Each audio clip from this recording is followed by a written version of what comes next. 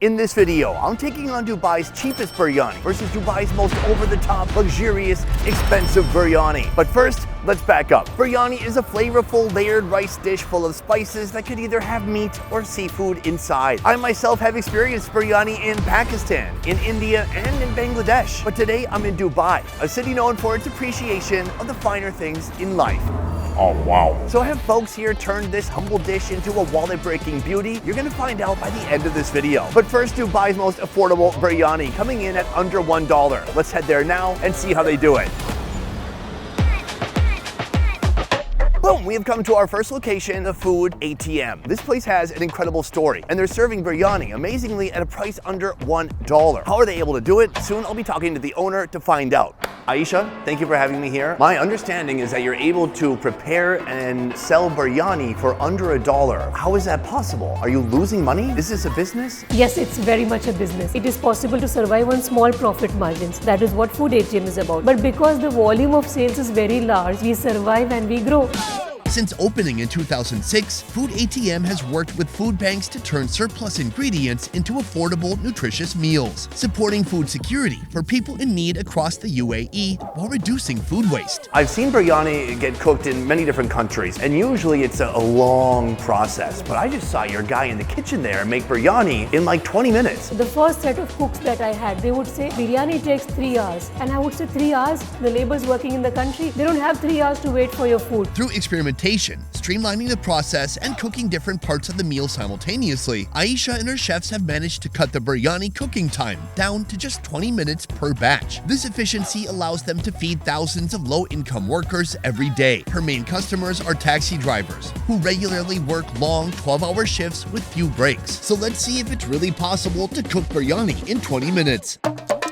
All right, right here we got Ramesh, and he's got a canister of oil. Take it away. The oil heads into the pot to begin with. I'm not sure how he measured that. I think that was 18 seconds of oil. Follow that with a mix of whole spices, including cinnamon, dried chilies, fennel, and bay leaves. This is a green chili paste going in next. Ooh! It's a green chili paste, but it's full of garlic too. The smells in here are getting intense. Then even more spices like coriander powder, turmeric, chili powder, salt, and other secret seasonings. Finally, add water and let it cook for a bit before adding in rice. A little splattering going on, but I'm using this gentleman here as a human shield, protecting myself from any potential danger. After the rice has finished steaming, the chef adds food coloring, a cheaper replacement for saffron, which would normally be used to create a vibrant orange hue. Then he finishes it off with chopped mint and green chilies. All right, folks, we have our meal here. It is 82 cents. For that amount of money, you get a water, a fun snack, and you get a pound and a half of food. Take a look at all that biryani. First of all, the biryani underneath, yellow, orange. We've got chilies. We've got so much flavor. And all of this made in such a short time. I can't believe it. It feels steamy. It feels a little bit oily. Let's toss it back.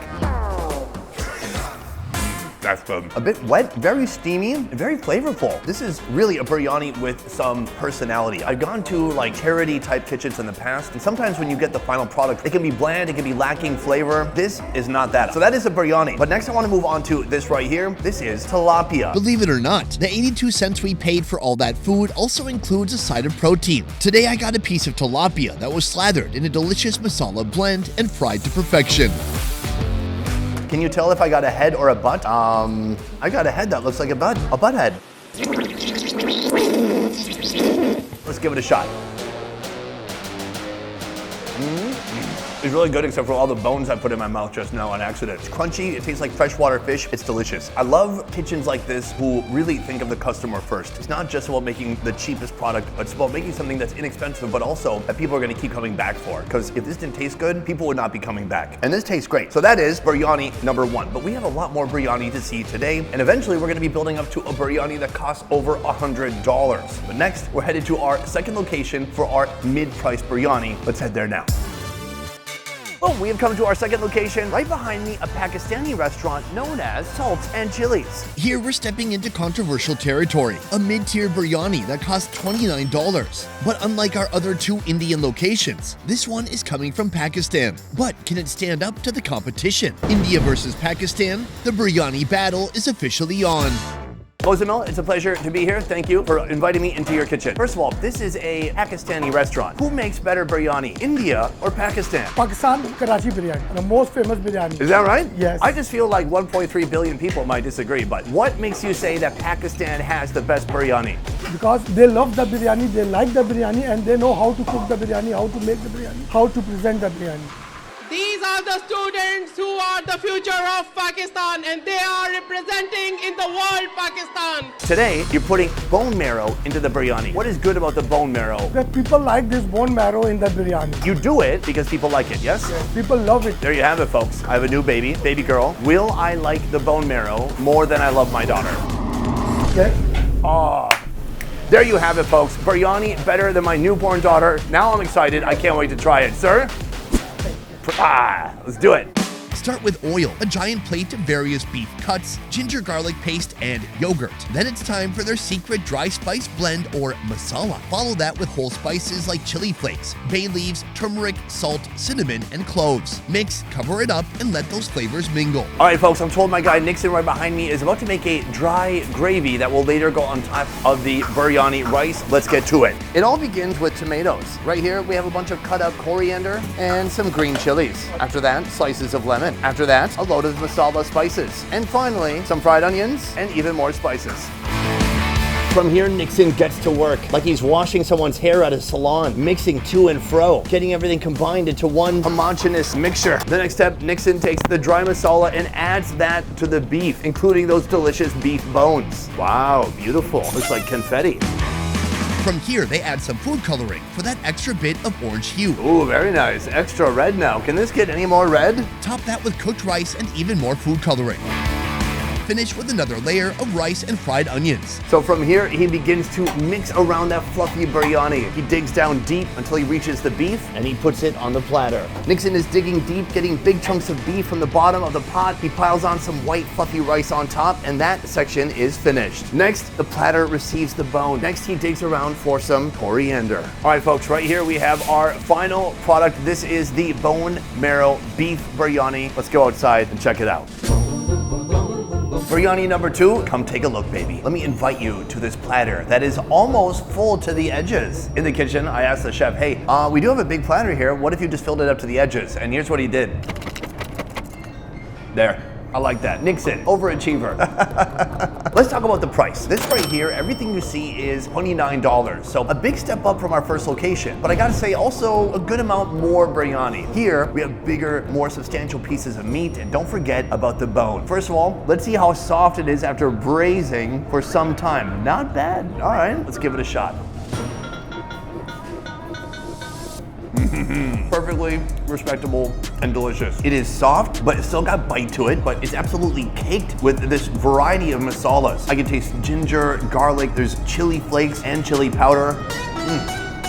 It's really good. Let's talk about the biryani itself, and let's take a look. Right here we have a tomato from our dry masala gravy. We've got some rice, ooh, and whole spices too. Cheers.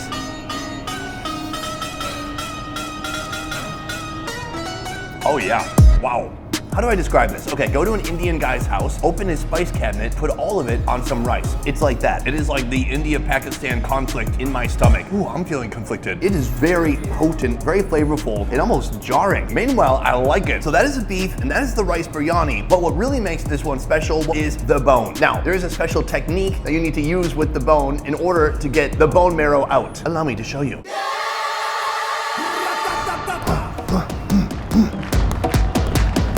I can hear it in there. Get out.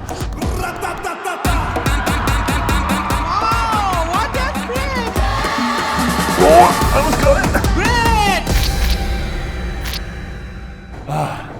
good. Exhausting, but at last we have the climax. Come take a look. This is the bone marrow from within. It doesn't come out easy, but when it comes, it's worth it. Let's give it a shot.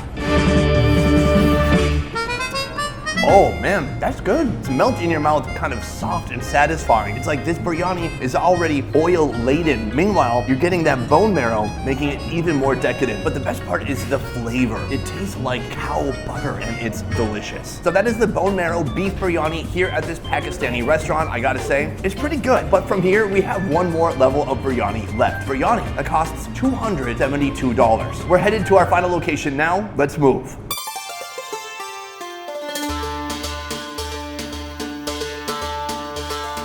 Welcome to Tresson, where Indian food comes to get a high-tech makeover.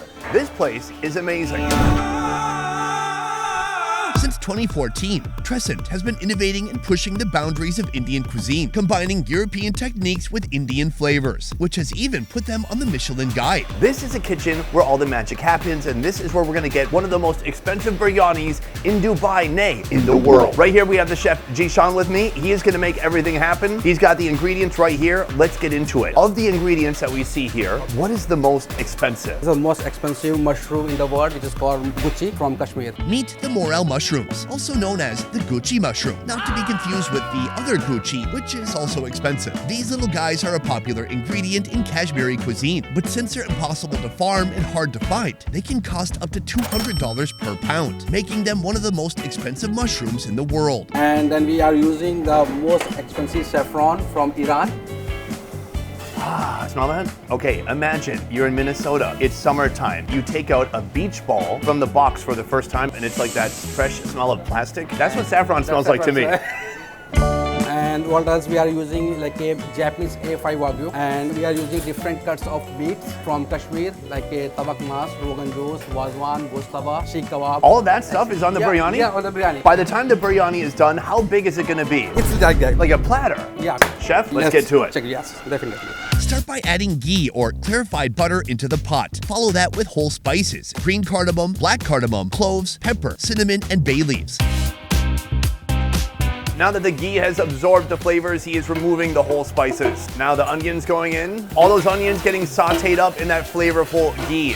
Next up, julienne ginger, followed by chilies, and finally, the star of this dish, those expensive morel mushrooms. So right now he's frying up the most expensive mushroom in the world, and it smells amazing. From our first location, they're using oil. Here he's using ghee, and the smell is so buttery and rich. It's just such a full aroma. And with the mushrooms, oh my God, game changer. Next up, add a spoon of salt, garam masala, and water. Follow that with fresh cream and green coriander powder. All right, so right now we're gonna do a little bit of a taste test. I'm gonna do my best Chef Ramsay impression. Fucking raw. No, I think it's delicious. It's a really nice full flavor, and it's fucking raw. Oh, come on. From here, we add the rice to our base. Ooh, you can see that rice has really become saturated already. It's swelling up as it soaks up those juices. Now it is time for the saffron. This is the essence, is a rose water. He's gonna drip that in. If I'm honest, rose water is not my favorite. Cool, rose water is awesome. Yes, thank you. It's not. I don't like it that much. And now it's time to seal it up and say goodbye. Right now the biryani is steaming. We're gonna see the end result soon, but first I have some questions. First of all, how do you take something that is street food and turn it up another notch? As a modern Indian cuisine, we have sometimes to use Indian techniques, Indian ingredients with the Western way, or sometimes we use Western technique and ingredient with the Indian way. So this is another possibility to modern Indian cuisine. What do you think makes a good biryani? If you have a good ingredients, if you have a good rice, good meat, you will be perfect biryani.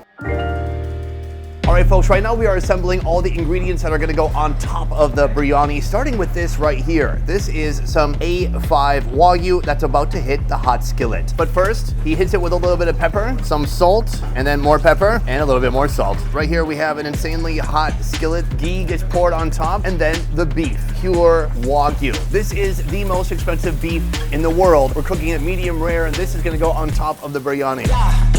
Meanwhile, right here, even more action. We have the tandoor oven, and we have this guy right here doing some work with the sheikh kebab. He has to press it around a stainless steel rod just with his fingers to make it not slip off. Now that it's ready to go, he puts it down into this fiery tandoor. That looks good. From here, we have one topping that's very close to my heart. What kind of balls are these balls? This is a gosht taba. Gosht taba. Yeah, which is made by lamb, fat, and some Kashmiri seasoning. And a little bit of gold. One by one, they drape the gold over the lamb balls. Time has passed and the biryani has finished steaming. Let's take a look. Oh, take a look at that. So what you see here is a biryani that is both a kind of an earthy tone and then a very bright, vibrant yellow. And that bright yellow is coming from the saffron that he put on top of the biryani. It's all one delicious flavor and it smells amazing. Now it is finally time to build our biryani. It all goes here on this platter. With each scoop, you can see the different shades of biryani, the layers of flavor, and those morel mushrooms poking out. Coming in next, we have the sheikh kebab that has been fully cooked. My guy takes a knife to it, cutting it in half. Now some ghee going onto the sheikh kebabs and a little bit of masala. Here the sheikh kebab finds a home. He makes an Adidas symbol. Here we have some lamb ribs joining the party. Here we have our lamb meatballs absolutely covered in gold. A5 Wagyu kebabs going on next, looking like little patties. The momentum is building. This is the moment the artist realizes his vision. It's coming together beautifully. The chef is approaching with the Wagyu steak. It looks like it's been sliced and turned into a little tulip. From here, more gold. For the final touches, the chef adds bigger morel mushrooms baked with cheese, a touch of mint, a helping of fried onions, even more saffron and green chilies to finish it off. And that is how you make the most expensive biryani in Dubai. For $272, the biryani comes with a side of Kashmiri dishes, including raita or Indian yogurt, gushtaba, mutton curry, Joe Rogan Josh curry, bone marrow curry, biryani curry, and crispy lotus chips. All right, folks, we have our full meal right here behind me. The only problem now is we have to get it to the table, carrying it like a casket. But the only thing that died today will be my cholesterol score.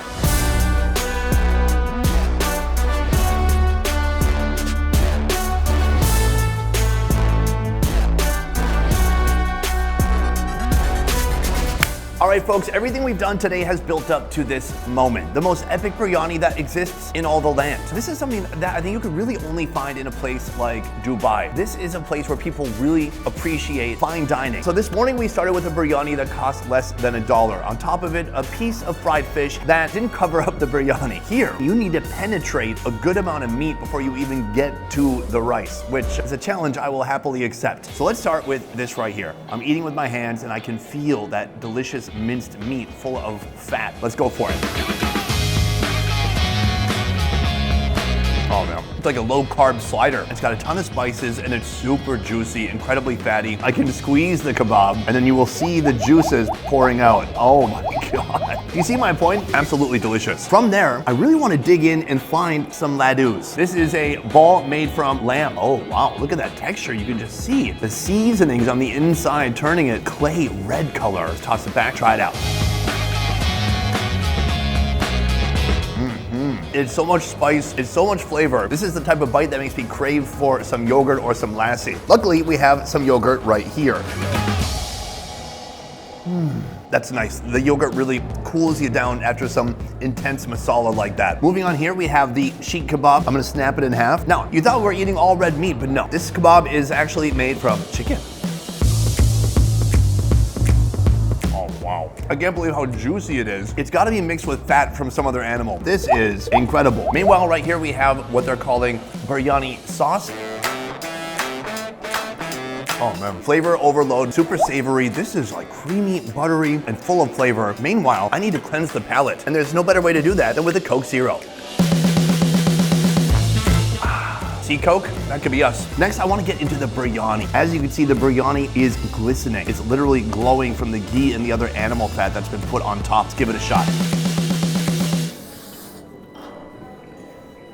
Oh God, it's really good. It's warm. I can taste the cream that he put into the rice. What I think is interesting here is that the biryani is like a canvas. It's delicious, it's pleasant, and it's a gentle flavor that pairs perfectly with all this meat that's on top of it. Now, one of the things making this platter so expensive are the morel mushrooms that were put inside. This is the most expensive mushroom in the world. Let's give it a shot.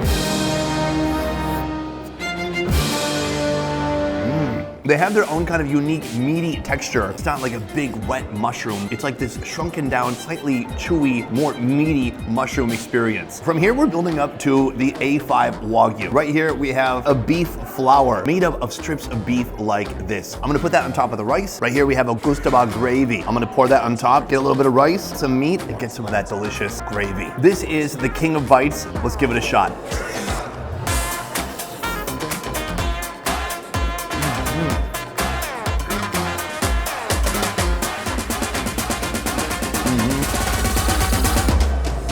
It's like fireworks. It's so much going on at once. It's overwhelming. It's like taking ecstasy, but in food form. It makes me want to put change in a homeless guy's tip cup. It's powerful. The beef is soft, buttery, and rich. You have that amazing base of the biryani rice and of course the gravy, incredibly rich and super flavorful. Ooh, and there's some saffron too.